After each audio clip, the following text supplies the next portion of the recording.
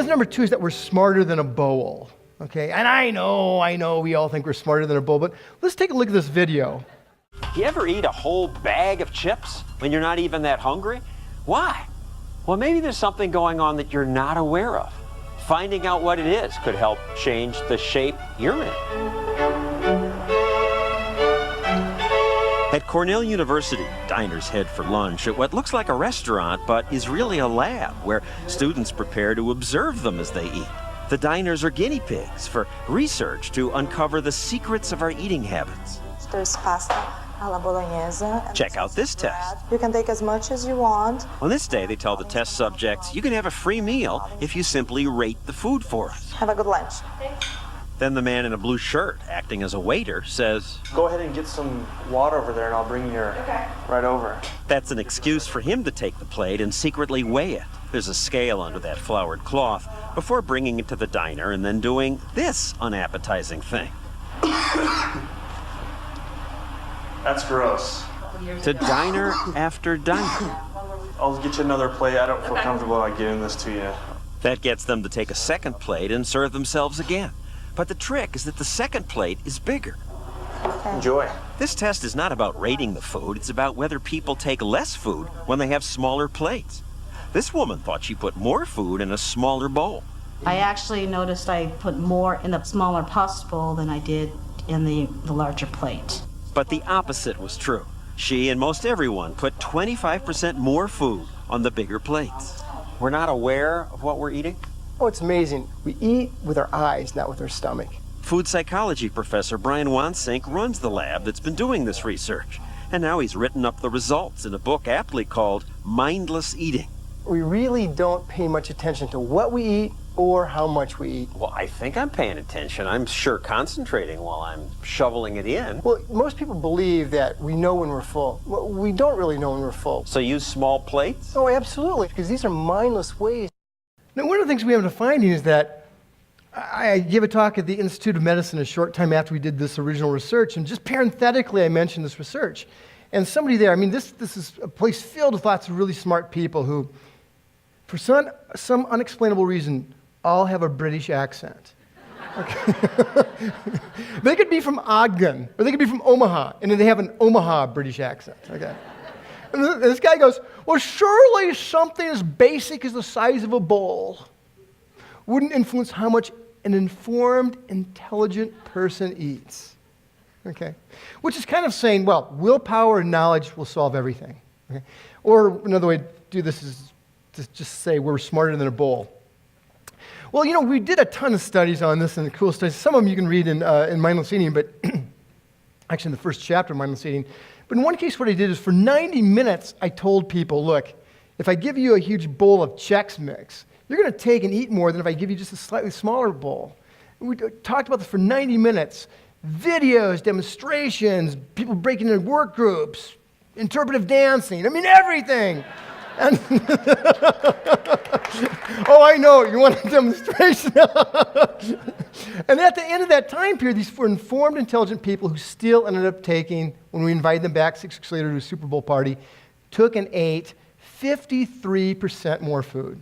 Okay, about 200 calories, 205 calories. Not a big deal if you do it once a year. If you do it every day, it's about 17 more pounds you'd weigh at the end of that year. So what do you suppose when we asked people, when we said, hey, you guys ate 50% more than the other group that were given smaller bowls. Do you think the size of the bowl had anything to do with it? What do you think people said? Oh, come on. But think of the last time you really overate. You overate to the point of regret. Breakfast, dinner. We should be pretty well calibrated to not overeat, because gosh, we do it 1,000 times a year. But think of the last time you overate, and think of why you overate. You don't have to say why. Okay. Now, if you're like most people, about a group this size, about 12% of you would say the last time I overate, and you'd see something mood or emotion related. I was really bummed out and bored or down or happy. About 50% of you would say the last time you overate was because the food was really, really, really good. And then about 37% of you would say the last time you ate was because you were just really, really hungry. So what happens if we take food that's no good and give it to people who aren't hungry? So we did this at a movie theater. We brought people in who had just eaten dinner. We gave them popcorn that was either in a buckets like this, or the ones cost like $14, or the buckets like this that cost $14.05. This is 5-day-old popcorn. It is nasty. And what we end up finding, even with this popcorn, is that people ended up eating about 33% more popcorn if you gave them a big thing. But if you said, hey, you eat 33% more popcorn, was it because you're hungry? They go, no, I wasn't hungry. You say it's because it was good? They go, no, it was terrible. 2 people even asked for their money back. It's like, sure, here's your free money back. But if you ask them, do you think it had anything to do with the size of the bucket? No, it couldn't have. But this influences everything. It even influences how much we pour. All these cues, now plate size, bucket size is just one, but it even influences how much we pour and even what the experts do. His tests also found that people pour less liquid in the tall, skinny glasses than short, wide ones. Would even a professional bartender fall for that? Pour the amount of whiskey you'd pour here if you're going to be pouring a whiskey in the rocks. Wansink asked the owner of this bar to pour a shot into both kinds of glasses. There we go. All right. Were they equal shots? Watch what happens when Wansink pours them into measuring beakers. Ah, look at that. He had poured much less into the tall, skinny glass. That's quite a difference. It's almost half as much. In fact, when Wansink asked dozens of bartenders to pour, they averaged a third more liquor in the short, fat glasses. I guess I'm gonna have to buy more taller glasses. Now, shortly after we did those studies, I was giving a talk at a large national dietetic group, and I just, again, parenthetically mentioned these findings about the glasses. And at the end, a person runs down kind of way out of the back to be the first to grab the microphone. And this is like the most hyper-dramatic person I've ever heard ask a question. It's like she was channeling Charlton Heston. Okay. Soylent Green is people.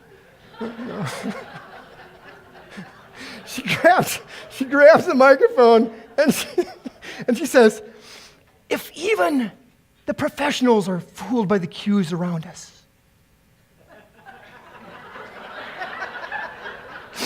what hope is there for the rest of us? It was good. It was really good. Right? And I said, the thing is, what we did when we found this out, within 2 days, we got rid of all the short-wide glasses in our lab. Within 2 weeks, most of us got rid of all the short-wide glasses in our house.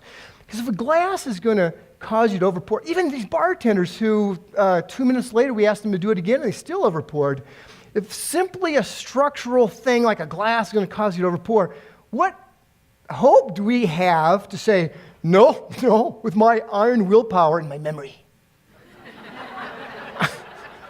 I will, every time I pour, go, must not overpour.